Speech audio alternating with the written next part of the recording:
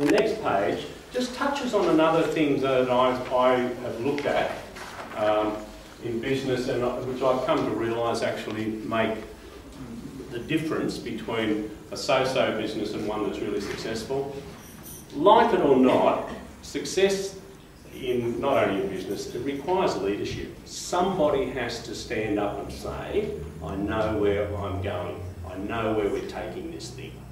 So you need a component for success, I think, is a leader who can take control and can give this feeling of, okay, we're going to go somewhere.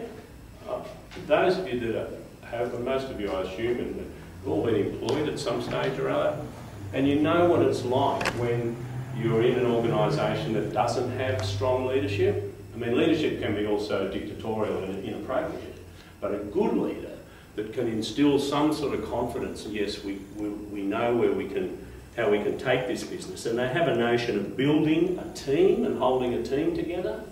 I mean, these are skills that you need for a successful business, and they are people then that understand this core ideology, and they're committed to what you want to do, to the action plan. But on the other side, you need a plan. I mean, you can't operate a business without a plan. And it doesn't have to be a great big business plan, but some notion of strategy. This is where we are, this is where we're headed, and these are the steps. It's absolutely key. But not only is it key, when people sit down with me and we used to do a strategic plan, I would say, look, what you also need to realise that if you've got a plan, you're going to go twice as far as you think in half the time. It has a profound effect on what you're doing. So we need someone that stands up and takes some leadership, and that's what you're going to do, hopefully with the help of your mentors. Say, I've actually got some confidence in this. I think I can state what it is that's going to bind this business together, and then I have a plan. What's going to hold me back? You know? Nothing. So I just throw that in as a bit of a and then the next page was about the planning. And this is all sort of a bit repetitive, so we'll just pass on. We can come back to any of it if you like, if you see something that triggers a question. If you'll just bear with me, I'm going to jump around a little bit for a while, and we will just look at things that we'll see how it all comes together. I want to talk to you about the importance, the notion of an A-class customer, and how important, what an A-class customer is, and how important it is to the business. Can somebody, I mean, you've heard the term A-class customer, or if you haven't, you know you've got some people that seem to be more valuable than others. You want to throw up a few ideas of how you might define an A-class customer? One that keeps coming back to you and spends a lot of money with you. So, well, there's a couple of things there, Max. One that we've got about 3 things already there. One that they repeat, they're loyal, they invest with you. Now, complains. Stephanie's got one. Sorry? Yeah, pays their bill on time, and I will put that at the top. They're good payers. Is that what I didn't quite hear that properly, but good payers in full, no discounts. Yeah. Well, actually, you touched on a really you touched on something that's really important, because you can idea all those things mean that they're easy to manage. Yes. And that's what all that collapses into one thing, that they are easy. Not too wet now. Generally, they're also people you have a relationship with. Because there's a difference between a relationship, a friendship, a partnership, or an acquaintance. So And then too, they're not always necessarily easy to manage. It's how you manage them, not the easy. So, now I've missed. Yeah, I can see that. I just we couldn't find it.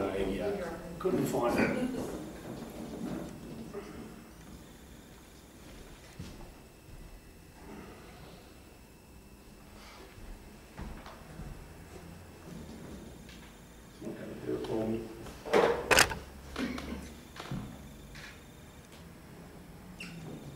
you run out of ink on that on?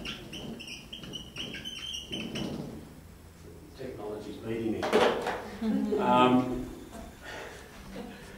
Now, sorry, let's put a few more things here because I missed a whole lot there. You were throwing up other ideas. The relationship, yeah. They are interested in a relationship? Would they have a relationship? Would it be like a respectful relationship, like you each respect each other's needs? I think that, and that can be created. That'll work, but respectful, yeah, for sure. Somebody that recommends other people. They refer for you. Because some people don't have businesses where they have repeat No. things all the time. We get Yeah, that referral thing. referral is, but nevertheless, we are going to talk about lifetime value in a minute too. I'm sorry, your name? My name's Tammy Tammy. Jones. I'm actually a psychotherapist counsellor, so that's my business. So my business is not to keep people coming. No, you wasn't. That's all right. It's not. That's good. The referrals are okay. It's very difficult. But you might want to initially, because you want them to keep coming. It's not like wanting to have someone that I have on my books Forever. if I have to use, I'd be worried. No, that's right. Nevertheless, referrals and a lot of those other things are important for you.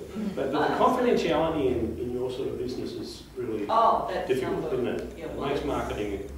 Yeah. David? Good payers have disappeared off the radar. No, well, I just put here easy to manage. Oh, Easy- sorry. Yeah, I can't. Easy to manage encompasses a whole lot of things.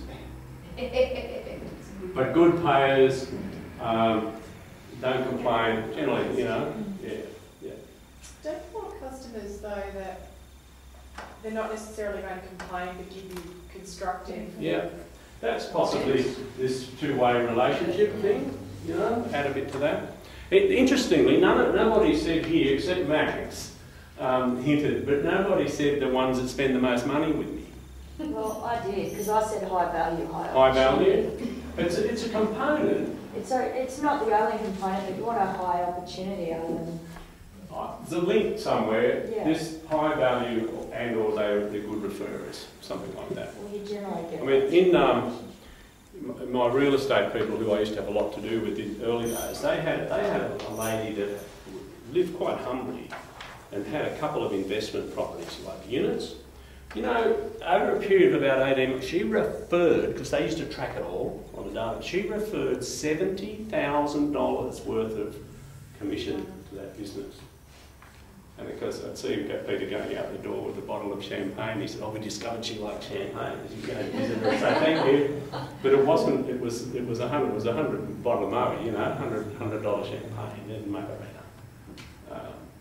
But 70. So a good referral can be. You know, I might spend a lot of money, but if I send people to you, so the notion of A class has to be.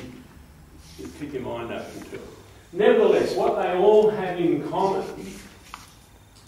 They like what you do. No, they're not going to do any of this if they don't like what you do. So that alignment, they're strongly aligned with your business. And I just take a sec to look at this, and a couple of other things here. But I had a little definition of mine, which I said my A-class client are those customers who are most effectively and efficiently driving the business towards its vision by being closely aligned with my mission. Now, it's a bit wordy, but if you think of it in terms of an equation, it's actually saying that they're the people who they fuel my vision. They don't have to know they're doing that necessarily, but they're the people that are going to make me successful, and they do that because they like what I do. So by definition, they're strongly aligned with my mission.